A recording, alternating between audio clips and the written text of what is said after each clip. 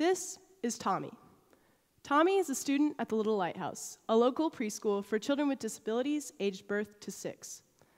Tommy is an incredible person who deserves to be able to do anything he desires. But here's a question. Where does Tommy's parents shop for him? Walk up and down the aisles of your local superstore, and what do you see? Endless shelves full of products, toys, appliances, kitchen gadgets. What do all these things have in common? Well, they were all designed and built for so-called normal people, not for persons with disabilities. Where does this leave Tommy? Why are more products not designed specifically for persons with disabilities? One reason, traditionally, has been that the expense of design and manufacture is difficult to justify when the market for any given product is relatively small. So let's flash back to the late 1930s and early 1940s. President Franklin Delano Roosevelt, leader of the free world, is wheelchair-bound as a result of polio. Roosevelt, definitely no stranger to the importance of public opinion, did not advertise the fact that he used a wheelchair. He went to great lengths to keep the spotlight off of his disability, to the point that he had Secret Service agents tear the film out of reporters' cameras they suspected had caught his disability on film. Even after his death, there was debate over construction of this memorial, depicting Roosevelt in his wheelchair. Supporters thought that Roosevelt should be depicted as he truly was, but others thought it would be dishonoring his wish to appear able-bodied to the general public. FDR not only had to deal with society's ignorant view of persons with disabilities, but also did not have access to the technology we have today that could have drastically improved his quality of life. Today, all of that is changing. In part, because there are organizations striving to evolve society's viewpoint. Here at TU, Make a Difference Engineering, or Made at TU, is a club that I co-founded with some of my classmates whose purpose is to design and manufacture products for persons with disabilities. By creating personalized devices, we are helping these individuals reach their full potential, live happier lives, and interact more fully with the community at large. By creating customized devices to fit the needs of each unique individual, we are helping level the playing field and giving these individuals a more fair shot at life. So we help both independent customers as well as schools like the Little Lighthouse that I mentioned earlier. This is a picture of a classroom of students at the Little Lighthouse. But how exactly do we help the kids here? One way we are involved is by creating tools that will help increase the efficacy of, or actually provide therapy activities that the kids perform on a daily basis. Another way we're involved is in creating devices that will assist with eating, drinking, talking, walking, basically anything and everything that will help increase the quality and ease of daily living. So how did I get involved with all this? During the summer, after my freshman year, I performed research on this mobility platform for children with disabilities called the Magic Rider.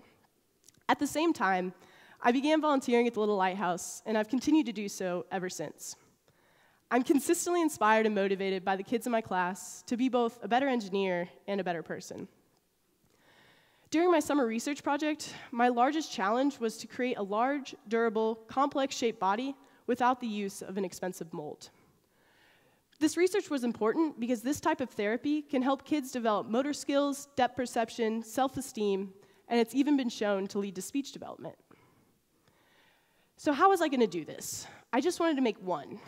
I didn't have the money for an expensive mold, so I developed a novel cross-section technique that enabled complex shape creation without the use of this expensive mold. This took away all limitations on creativity. If you can imagine the shape and model it in a graphical design software, you can make it. So the first step, like I said, is to model it using a graphical design software shown here. You then digitally slice the body into however many cross-sections you desire. I used 49. I then milled the required components using a computerized drilling router, or just a customized mill. I then attached all of the required components, and after a little bit of filling, sanding, and painting, the final body of the platform was complete. So the final body, as shown here, proved successful, and that it housed all of the required components, was durable, and was aesthetically pleasing. Some of the largest changes that I made to the body were larger front casters and a modified body, like I mentioned earlier. Neither of these would have been feasible without the use of customizable CNC tooling. So while volunteering at the Little Lighthouse, I've had the pleasure of interacting with students similar to Tommy while they use this platform. This is Jordan, and I'll never forget the first time I saw him use the platform. I've never seen him engage with his environment and interact with his surroundings as much as he did during this activity. So after completion of my summer research, a few of my classmates and I decided to found Make a Difference Engineering to continue to work on projects, get more students involved, and increase production to help more people.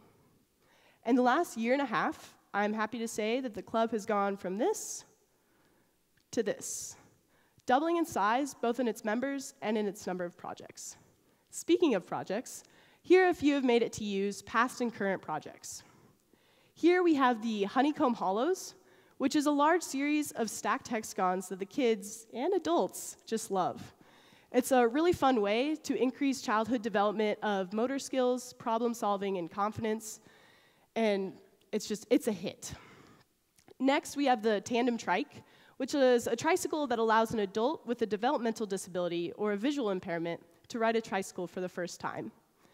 On the left is shown our customer, and on the right, his sister, who steers and brakes while both of them pedal.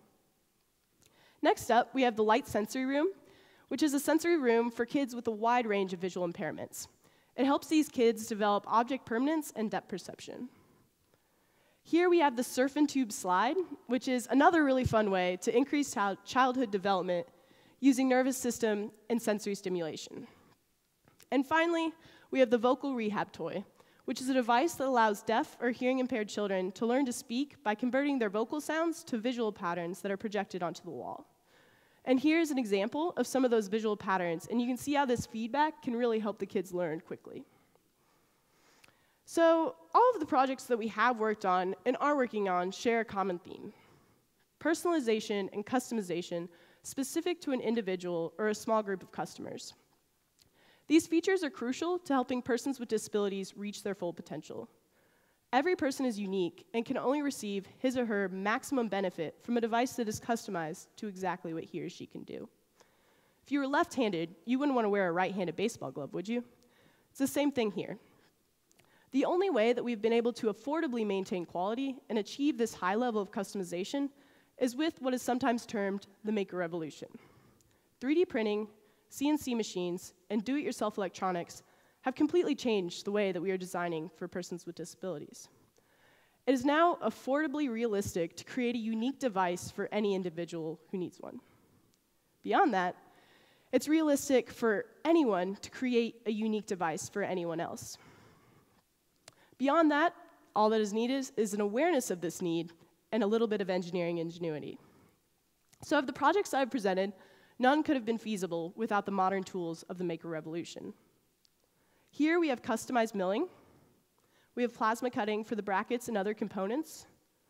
More customized milling, 3D printing, you get the idea. So we are certainly not alone in our pursuits, but we believe that we are at the forefront of taking advantage of the emerging ability to satisfy the personalized device market. We're using this maker revolution to fulfill the abundant need for personalized devices.